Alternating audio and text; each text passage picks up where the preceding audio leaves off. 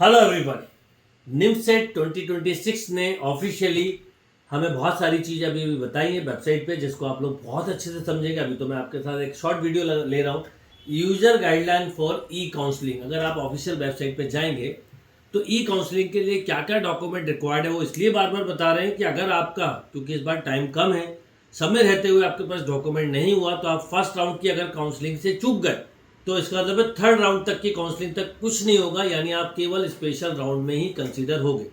तो आपको अभी क्या करना है मैं शॉर्ट में बताता हूँ। सबसे पहले आपको ऑफिशियल वेबसाइट पे जाना है। वहाँ जैसे ही जाएंगे तो न्यू ई काउंसलिंग रूल आया है। अकॉर्डिंग टू न्यू रूल आप जैसे ही जाएंगे आपको एक पीडीएफ डाउनलोड करना है, वो डाउनलोड होगा। उसके बाद उन्होंने बताया है कि क्या क्या चीज़ें हैं जो लगेगी। स्पेशली मैं अभी शॉर्ट में बताना चाहूँगा कि डॉक्यूमेंट टू बी अपलोडेड, यानी यदि आपकी कोई भी रैंक आए। एक और बात है, भले हमें पता है 1000 सीट है, पर 10,000 रैंक वाला भी ई काउंसलिंग के लिए एलिजिबल है, 500 रैंक वाला भी, 100 भी। बस किसी की रैंक ही ना आई हो तो वो एलिजिबल नहीं है। अब एलिजिबल किसकी रैंक नहीं आती अगर मैथ्स में नेगेटिव नंबर हो या जीरो।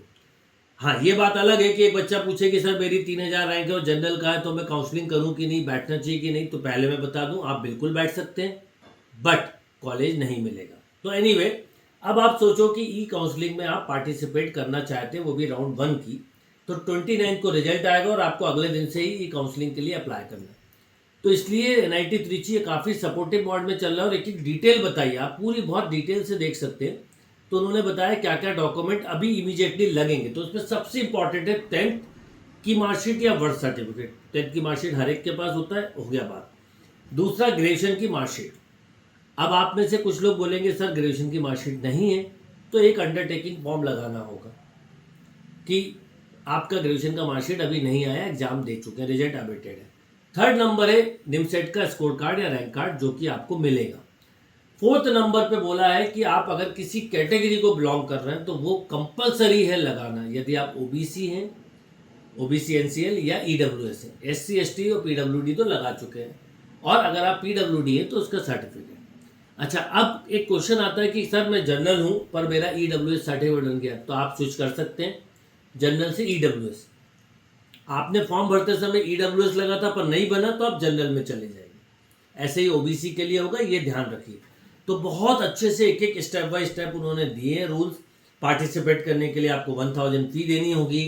सीट अलॉट हो जाती है, पर आप आगे के राउंड में जाना चाहते तो 10,000 देनी होगी। आफ्टर थर्ड राउंड आपको फिर वो 30,000 भी जमा करनी होगी, जो एक्सेप्ट करना है आपको कॉलेज का। स्पेशल राउंड में जाना है तो क्या, यानी हर एक स्टेट ये स्टेप दी हुई है। ये शॉर्ट में बना रहा हूँ।